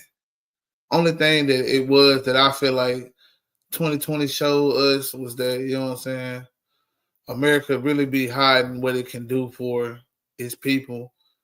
And also that, you know what I'm saying, like, we can be as racist as we really want to with the certain circumstances, bro. Like, people don't really give a fuck about all that shit like that, bro. Like, you know what I'm saying? People came out and did all that shit in the third, you know what I'm saying? We number one, I'll say one thing, bro. This country is definitely a white supremacist nation, bro, because it was a lot of police antagonizing a lot of those protests that was happening. They keep trying to make it seem like it was BLM riots, when in real actuality, there was a lot of people getting antagonized, shot with pepper bullets and rubber bullets and hit with billy clubs and shit like that, man. Yeah, it was some times that people killed cops. Yeah, it was fucked up situation. RP today, David Dorn, you know what I'm saying? The black cop that they always promote as, look at what BLM did to a black cop. They don't care about black people. But most people don't even try to emphasize this man's name. They just put this man's picture up and you know, get you a look what y'all did, to your own people type of argument again. But at the end of the day, because this is some shit that I really looked into this shit, man, when in my whole political like America Divided videos. I can go back and look at some of that if y'all want to. But really, to make it really simple, Trump said a lot of, you know what I'm saying, hateful rhetoric, you know what I'm saying, toward the left as well, calling for them to be, you know what I'm saying, attacked in many ways. Some directly, you know what I'm saying, and some just like he retweeting other people saying shit. So he kind of took this shit to a place where most presidents have never, I'll say most presidents have had their, you know what I'm saying, people they didn't like and shit and said something about from time to time, but it's never been to a point like Trump. And the fact that people still can't hear that Trump has done any wrong as a president is just something that I think that you really only get with like celebrity worship and cult like worshiping type things, you know what I'm saying? Like, because the way that people follow Trump is like the way people follow Jesus, man.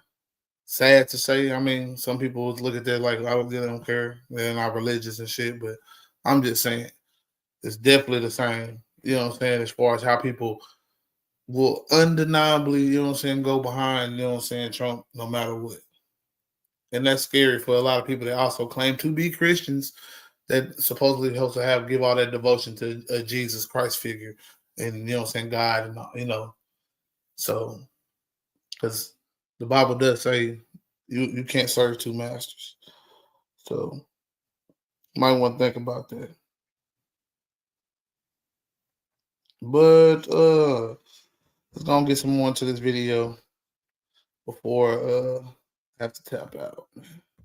In the meme that year that became known as the vibe shift. Denialism took hold, and this is when the memory holding of 2020 really accelerated. People were pressured to rip off their masks, throw caution to the wind, and stop caring about others. The public dealt with their collective trauma through hedonistic nihilism and deep narcissism. This was also reflected in a slew of memes that became popular around that time, all of which prioritized centering yourself above others. Pretty much everyone had main character syndrome, and there was this heavy refocus on individualism. The juxtaposition of mass death from unmitigated COVID spread and government inaction, coupled with a seemingly rigged financial and political system, fostered a sense of betrayal. Nothing matters anymore, so you might as well enjoy life and alive your neighbor by infecting them with a deadly disease. Who cares about vulnerable people? Well, hopefully that's not playing too fast for y'all out there, man. But yeah, people definitely got to a point, especially with the rise of podcasting, being able to become your own star man, even myself, you know what I'm saying? I caught a bit of the bug, right? I'm out here now doing lives on the regular when it was a point in time I just went on people's lives and people panels and shit like that. You know what I'm saying? So it's definitely a difference, man. Like everybody, I don't say everybody, but a lot of people caught that bug of success and fame and shit, especially when everybody was in the house and there was so many people to be out watching other people talk about shit. You had people easily getting, you know what I'm saying, hundreds of people in one live, hundreds of people in another live. Shit. It was a beautiful thing, man. We was able to get people to come together and talk about shit just straight up your mouth, not, you know what I'm saying, even though a lot of niggas still go to the Google and shit, you know what I'm saying? I think Google is a good tool to get facts out there. But some people don't like the Google. They want you gotta come off the dome with it, huh? So yeah. But people anymore. Just get yours. Our entire economic and political system is being held together by a string, and all you can depend on is yourself. But while everyone was dancing their pain away in 2022, elites were reclaiming their power. In October 2022, Elon Musk arrived at Twitter HQ in San Francisco carrying a bathroom sink. In the first few months after taking over the company, he rolled back DEI policies and allowed hordes of white supremacists and extremists back onto his platform. He revamped the algorithm to boost billionaires and downrank progressive activists. He banned a slew of journalists, including me, for reporting critically on him and other tech leaders. Far-right extremists that were previously marginalized were suddenly waging successful comebacks by capitalizing on the manufactured backlash to woke. Alex Jones was replatformed in 2023 as influencers like Andrew Tate surged in popularity. Billionaires like Musk were able to operate seemingly with impunity, and Democrats who were ostensibly in charge weren't doing anything about it. By the summer of 2023, you could see this nihilism and anti-elite sentiment creeping out all over the internet. In June 2023, the implosion of the Ocean Gate Titan submarine, piloted by billionaire Stockton Rush on a vanity expedition to view the Titanic, became an immediate meme. Within minutes of the news breaking, people were joking about imploding billionaires all over TikTok, Twitter, and Instagram. People posted with glee about, quote, natural selection. They made playlists joking about it and posted lists of other billionaires they hoped would take a submarine ride. People weren't openly calling for billionaires to be executed yet, but they were certainly celebrating when they died. I would argue that the submarine memes of 2023 were the moment that it became clear that millions of people online believed that maybe the rich shouldn't make it out alive. That same month, we saw people rally around orcas who inexplicably began attacking and sinking yachts.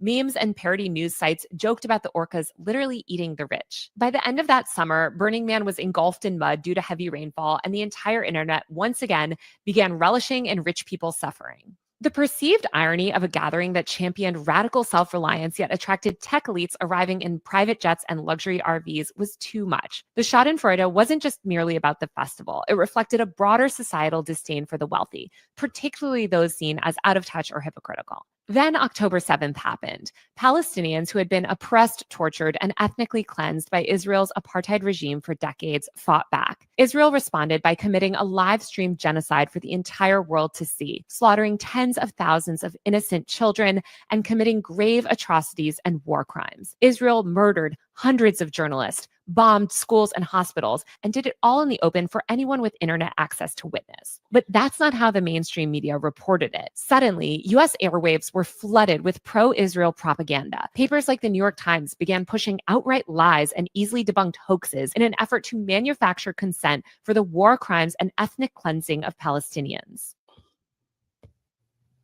We're still doing that to this day. I'm not saying that Palestine is a fight that we need to be getting ourselves involved with, but you can clearly see the hypocrisy and the atrocities that are happening to those people over there, man. And the fact that Donald Trump is literally, oh yeah, we're gonna make some condos out there, put a Trump Tower on that bitch. Shit, oceanfront resorts, man. Yeah. All that good shit in Gaza. You know what I'm saying? It's despicable, man. Accepting planes from Qatar. Despicable, man. Meme coins and $600 watches that say rump on it, man. Got a man spending his last little money for his wife present. Man, y'all out here. I can't believe it. Like when the dude made the gold statue of Trump back in like 2021, I knew we had got to a place where people had lost their damn mind. Like people lost their mind when it comes to this political shit now. Like this shit is past republicanism and democratic, ideas. This is cuckoo and cuckoo. You know what I'm saying? And we just caught up in the middle of that shit. College students and other people who spoke out against this were met with extreme violence from the police. Young students at Columbia University faced federal charges for peaceful protests, and the government under Biden began cracking down aggressively on speech. At the same time, RICO charges were being levied at protesters fighting against Cop City in Atlanta, and people who spoke up about social justice were fired from their jobs and blacklisted from industries. It was a radicalizing moment on the internet. Suddenly, people could see that our system is actually totally comfortable with violence, as long as the violence is perpetuated against vulnerable and oppressed people. It's only violence against powerful people that's punished. Kyle Rittenhouse, for instance, was acquitted of all charges for shooting an anti-fascist protester dead, while peaceful college students were ending up in jail. Witnessing the most graphic and horrific war crimes in Palestine constantly via the... I see how I was talking about Kyle earlier.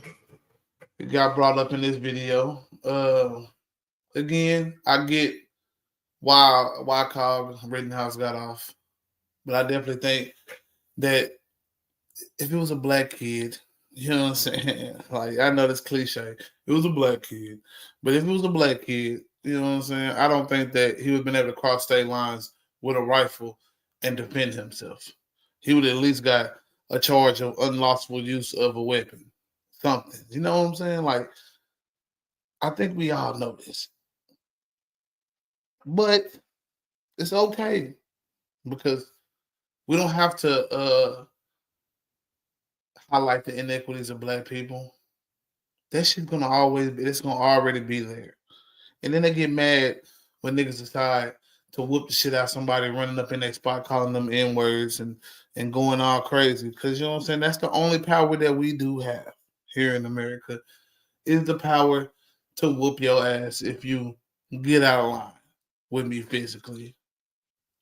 And hey, is it right? So I mean, I've even heard in that case what's happening in the Holly Springs, Mississippi, that they might charge that as a hate crime to one of those brothers that, you know what I'm saying, because they beat his ass and stripped him naked. They was even talking about if it was a sexual crime. Like, it was wild. Some people say they beat him with a pole. I don't know. I'm not saying it's right. Some things are excessive. Wouldn't strip a man naked for any reason whatsoever. Don't think that's something I'd ever want to see or do to a person for what reason. But sometimes you get what you ask for, man. And when you want to cause a stir, sometimes a stir happens. Now, when you get stirred up in the mix, I can't be mad at that. I can't be mad. I'm not sitting here feeling sorry for a nigga who running up in a spot full of black people saying N-words all hard and shit and just gurring at people, man. Hey, somebody might gurr back. You get what you ask for sometimes, man. I'm not saying that any of this shit is right. I'm just saying that, hey, you get what you ask for. And at the end of the day, if black people start giving folks what they ask for a little bit more, because what they really want is for us to get out there and wild out and do our thing, and so they can enact martial law, like they say, or they can get us in a situation they can kill us again and do all that shit. But I just say this, I'll tell you this, man. They're going to do that anyway. They're going to fucking do that anyway. They're definitely going to do that anyway. You could be sitting in your home, and if it's your time, okay, this is how the books is written, this is how the cards is dealt. Ass will get popped in your house by the laws, and they'll find some reason to say, hey, he was committing some fucking crime. It's a sad situation that we living in, man. But this is life, man. This is really life. You know what I'm saying? So I can't never feel sorry for people who have some of the cards dealt directly in their favor, fucking up out here, making the wrong choices and shit like that. Cause I'm like, how do you fuck up? How do you fuck up this? lovely, you know what I'm saying, set of circumstances that you have. You know? Even if you're Jewish, even if you're a Slavic, whatever you are. How did you mess that up?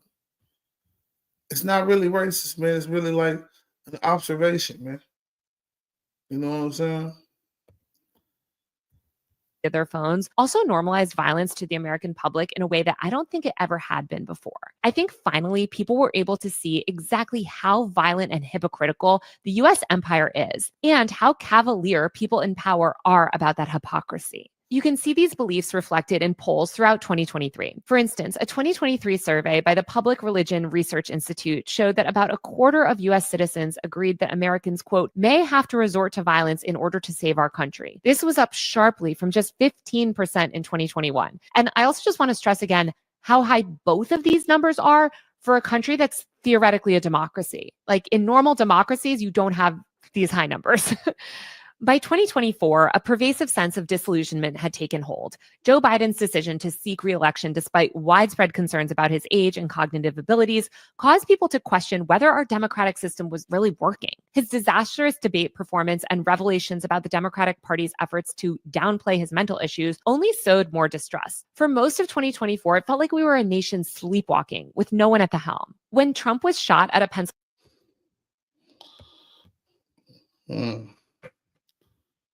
Trump was shot. We're going to let her finish a little bit of this part right quick, and then I'll pause it. Pennsylvania rally in July of 2024, blood wasn't even dry on his ear before it had become a meme. People bemoaned the fact that he hadn't turned his head even slightly to the side, which would have had deadly consequences. The assassination attempt normalized discourse about Trump's death and fed these overall nihilistic sentiments. Later that summer, throughout Kamala Harris's campaign, the Democratic Party further disenfranchised people by refusing to listen to voters' concerns about Gaza, COVID, and more. In what became an infamous meme in August 2024, Democratic delegates literally plugged their ears to drown out anti-genocide protesters. It sent a clear message to the American public: we will not listen to you, and we do not care what you have to say. People's growing disenfranchisement with the system extended to the electoral process itself. Polls at the time indicated that only 37% of Americans believed the 2024 elections would be both honest and open. 43% had serious doubts about our democracy. These numbers reflect a significant decline in trust. This skepticism was exacerbated by concerns over media transparency and the manipulation of information. By the end of 2024, a record number of people reported feeling powerless and disillusioned, viewing our political system as irreparably broken and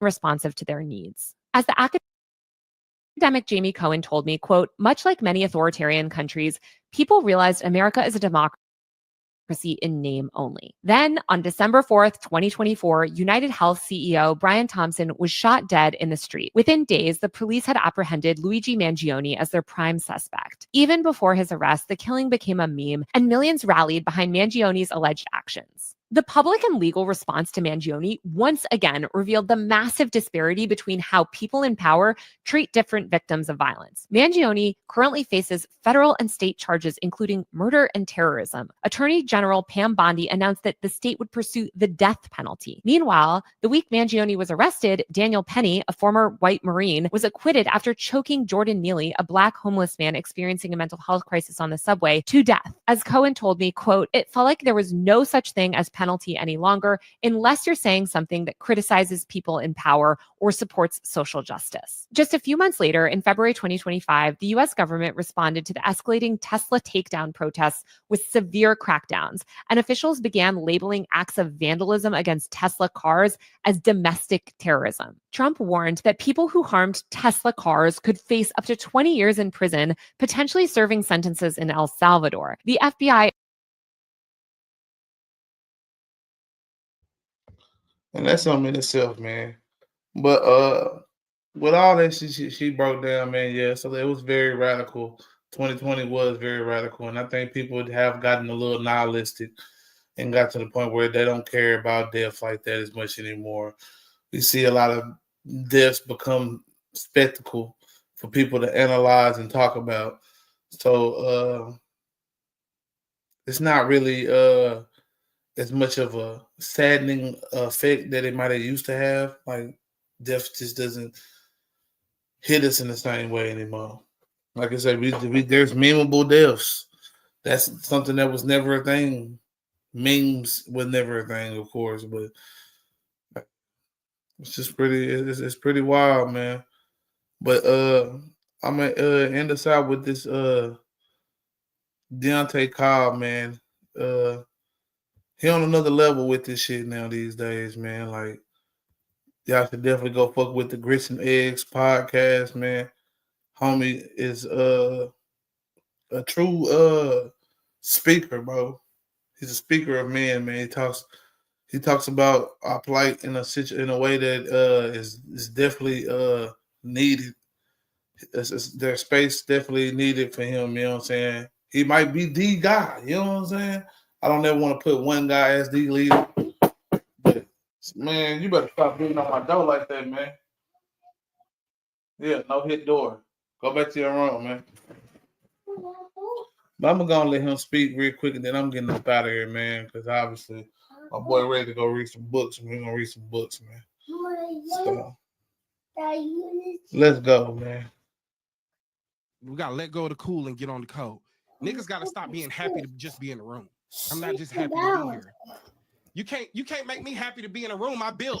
I said this before. I said that black men are going to have to put more value in their minds and their hearts than their pockets and their dicks. Black people, men, women, and however else you identify, are going to have to put value in their minds and hearts instead of their bodies. We put all of our value into our bodies. What our bodies look like, what our bodies can do, what labor we can produce, what we can adorn on those bodies. Now is a time that's more important than ever with this AI and anti-intellectual shit on the cusp. Black people are going to have to be self-educated. We're going to educate each other. We're going to be open to new ideas from each other. A lot of us have never imagined freedom, only assimilation. You've only imagined ever winning in this system because you don't want to chase true liberation and you might not be able to truly experience it. You might plant a tree that you don't get to enjoy the shade of. So you don't imagine freedom, you imagine assimilation. You imagine winning in the system. And that's fine, but you're going to let it just get your mind like that? Like, damn. Understand this. If you in the game and you're trying to break all the rules, but you don't know how to play the game. You're trying to break all the rules, you don't know how to play the game. You don't even know the rules. You don't even know the basics. They're not waking up every day understanding they're behind enemy lines because on your day-to-day, on the cool, it don't feel like that. Mm-hmm. The thing that is greater than racism is capitalism, is classism. They care way more about money than they do about the color of your skin. The highest grossing tour by a black artist ever, right? Mm-hmm. Who owns the stadium? You don't think they eating? Yeah. The concessions, the merch, come on, son. If you can sell it out, oh yeah, we don't care about what your rhetoric is, nigga. It could be black liberation all day and night. Because these niggas is really here just to sing and dance anyway. Mm. And you may affect the minds of a few. But for the most part, this is bread and circus. We got to let go of the cool and get on the code. If you a man, if you an African American, if you whatever the fuck you think you are, we thugs and niggas to these motherfuckers. You know? And until we own some shit, I'ma call it like it is. How you gonna be a man and we starving? Go ahead. You know? And you can walk by 5 different houses, ain't a man in either one of them motherfuckers. How we gonna be a man? How we gonna be African Americans if we out here dying? We thugs and we niggas until we set this shit right. Trust me when I tell you that shit. Young black males out there identify with thug life, but I couldn't handle it. I could handle it